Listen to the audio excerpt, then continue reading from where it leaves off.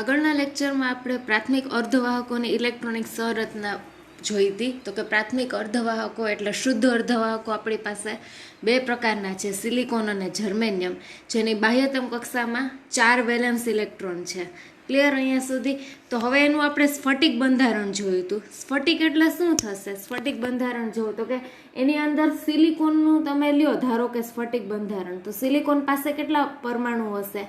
n પરમાણુ હશે. એટલે એનો અર્થ શું થયો કે એક સિલિકોન પરમાણુ છે, ક્લિયર, એક સિલિકોન પરમાણુ છે એ શું થશે? બીજા સિલિકોન પરમાણુ સાથે સહસંયોજક બંધથી જોડાશે.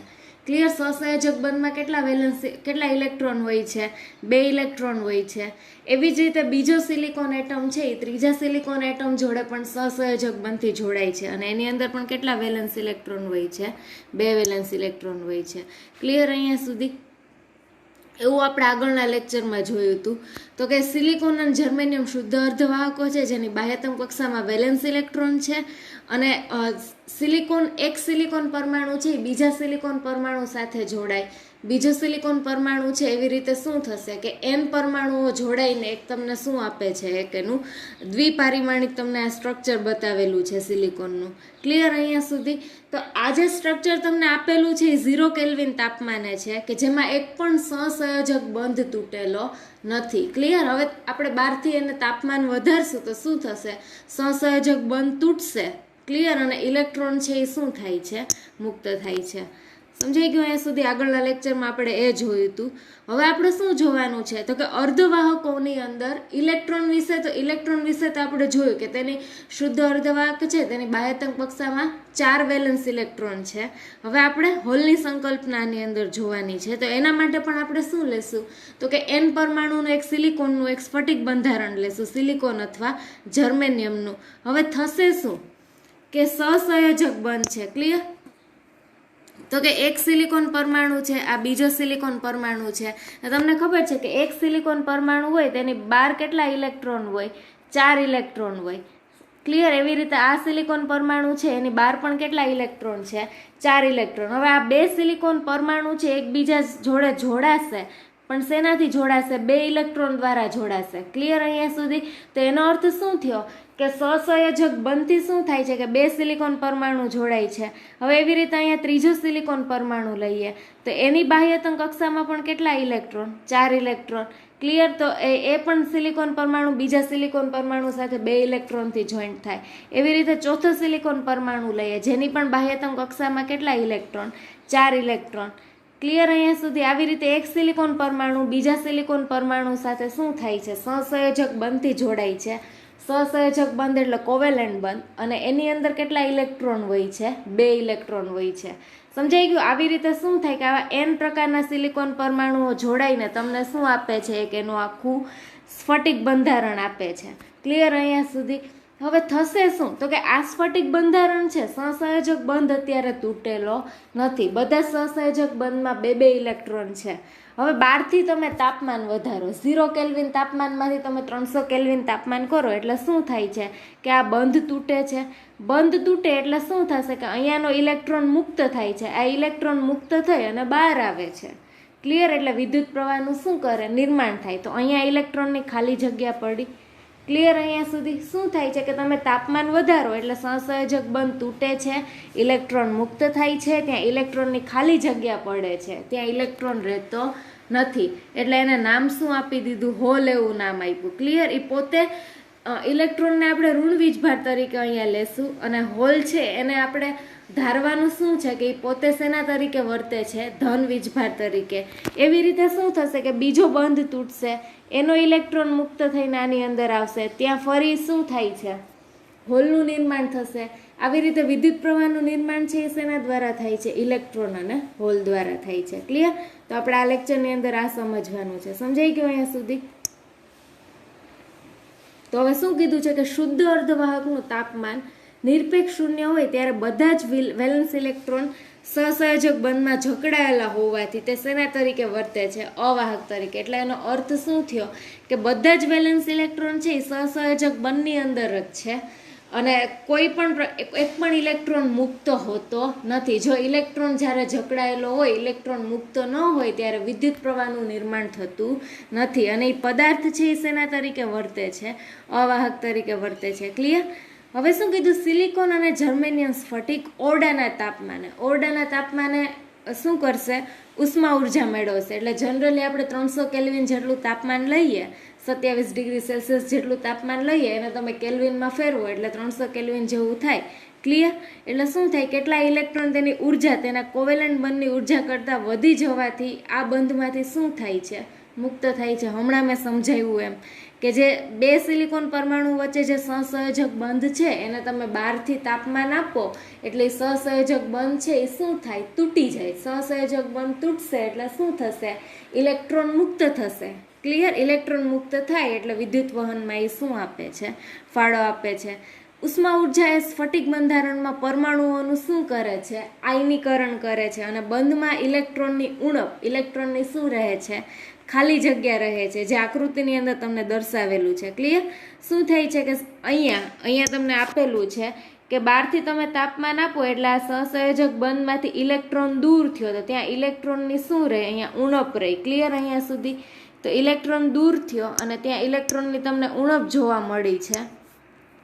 ક્લિયર? અહીંયા સુધી એટલે એને શેના તરીકે વર્તે છે? હોલ તરીકે વર્તે છે.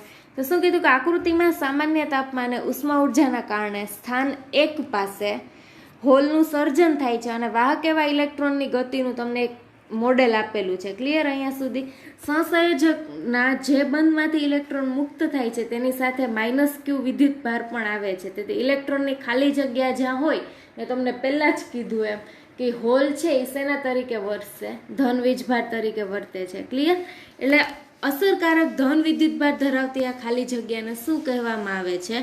હોલ કહેવામાં આવે છે. હોલ જાણે કે અસરકારક ધન વિદ્યુતભાર ધરાવતો આભાસી મુક્ત કણ હોય એમ વર્તે છે, પણ હોલ ખરેખર કોઈ વિદ્યુતભાર હોતો નથી. ક્લિયર? હોલ એ શું છે કે ઇલેક્ટ્રોનને એક પ્રકારનો આકર્ષવાનો ગુણધર્મ છે. એટલે આપણે એને જસ્ટ નામ આપી દીધું છે કે ઇલેક્ટ્રોનની ઉણપ વર્તાય ને શું ક્રિએટ થાય છે? હોલ ક્રિએટ થાય છે. ક્લિયર?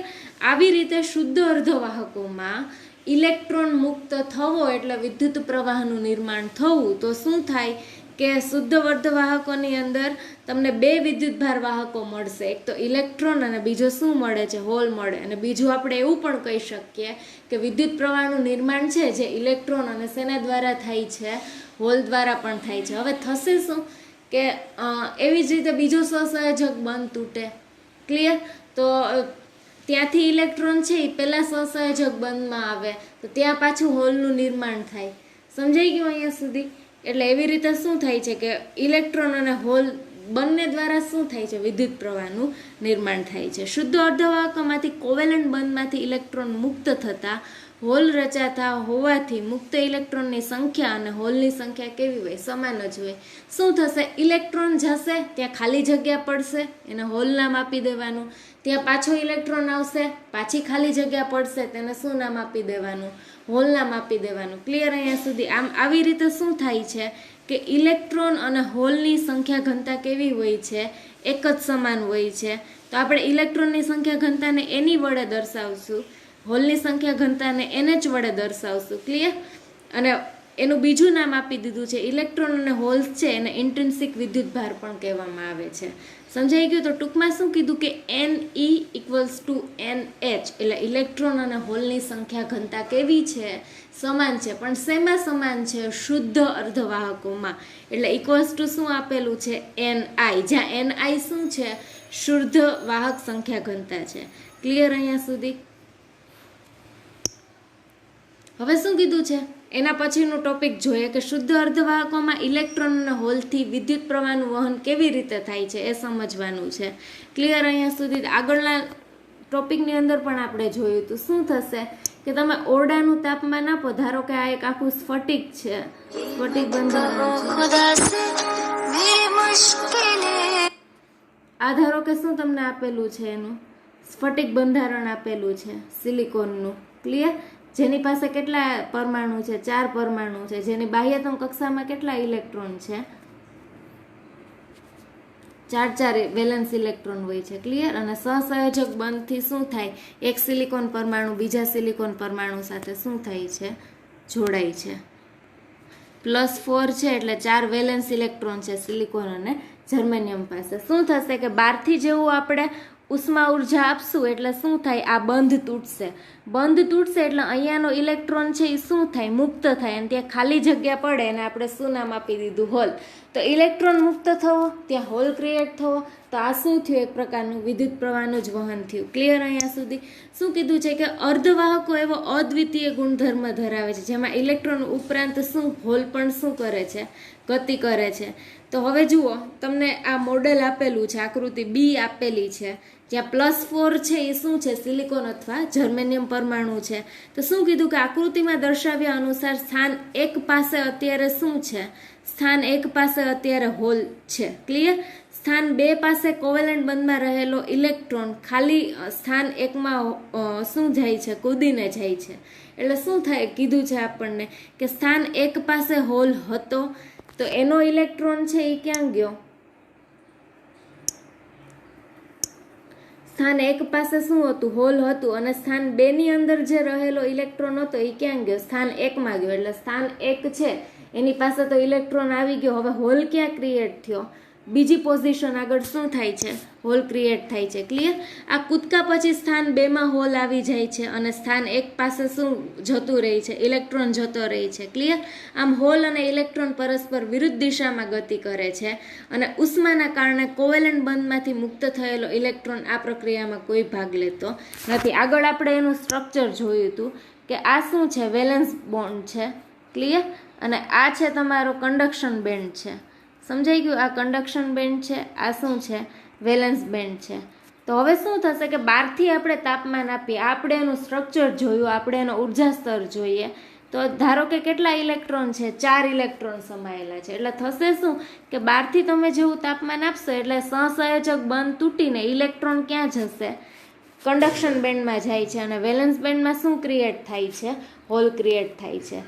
ક્લિયર? અહીંયા સુધી એવી રીતે શું થાય કે આ નીચેનો ઇલેક્ટ્રોન છે એ અહીંયા આવી જશે, અહીંયા હોલ ક્રિએટ થશે, આ ઇલેક્ટ્રોન છે અહીંયા આવશે, અહીંયા શું ક્રિએટ થાય છે, હોલ ક્રિએટ થાય છે. એટલે આવી રીતે ઇલેક્ટ્રોન જાય છે, હોલ ક્રિએટ થાય છે, એમાં ફરી ઇલેક્ટ્રોન આવે છે, સહસંયોજક બંધ તૂટતા જાય છે અને વિદ્યુત પ્રવાહનું શું થાય છે, નિર્માણ થાય છે. જેટલા ઇલેક્ટ્રોન જાય એટલા શું મળે છે, હોલ મળે છે. ક્લિયર? પણ મુક્ત થયેલો ઇલેક્ટ્રોન સ્વતંત્ર રીતે વાહક ઇલેક્ટ્રોન તરીકે ગતિ કરે છે, જેના પરિણામે વિદ્યુત ક્ષેત્રની અસર હેઠળ વિદ્યુત ક્ષેત્રની વિરુદ્ધ દિશામાં એ ગતિ કરે છે. એટલે જેથી આપણને ઇલેક્ટ્રોનનો પ્રવાહ શું મળે છે, IE ઇલેક્ટ્રોનનો પ્રવાહ મળે છે. ક્લિયર? જો આને બહારથી વિદ્યુત ક્ષેત્ર આપવામાં આવે તો ઇલેક્ટ્રોન છે એ શું થાય કે વિદ્યુત ક્ષેત્રની અસર હેઠળ તો આવે છે પણ તેની વિરુદ્ધ દિશામાં એ શું કરશે, ગતિ કરે છે અને તમને શું આપે છે, ઇલેક્ટ્રોન પ્રવાહ IE આપે છે. સમજાઈ ગયું? તો આ હતું શુદ્ધ અર્ધવાહકોમાં વિદ્યુત વહન.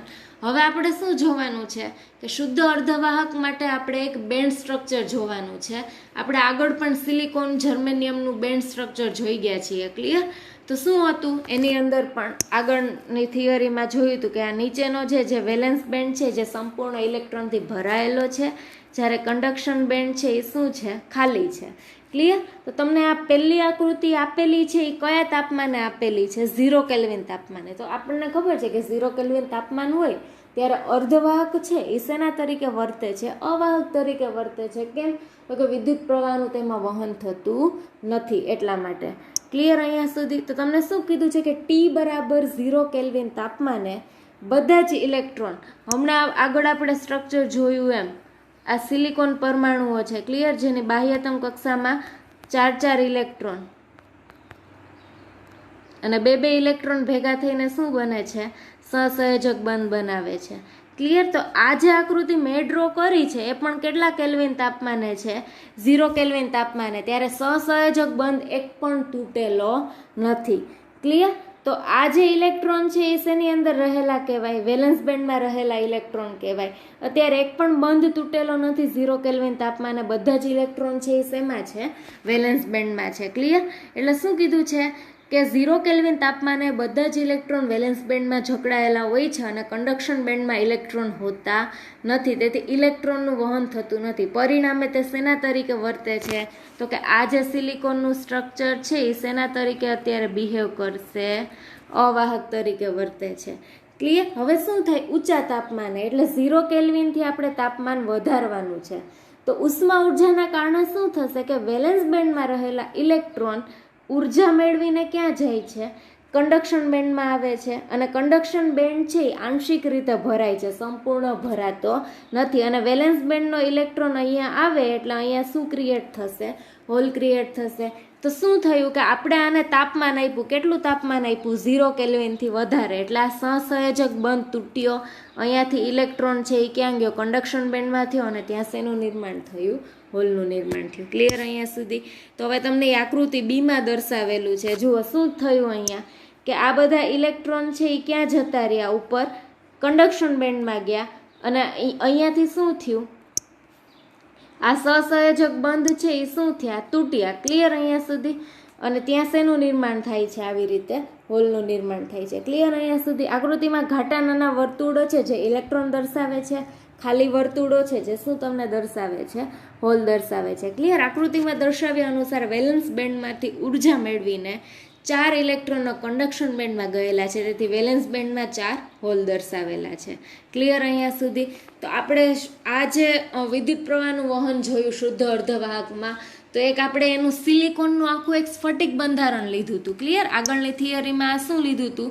સ્ફટિક બંધારણ ઉપરથી પણ સમજ્યું, અને આ એના ઉર્જા પટ ઉપરથી પણ આપણે સમજ્યું. ક્લિયર અહીંયા સુધી?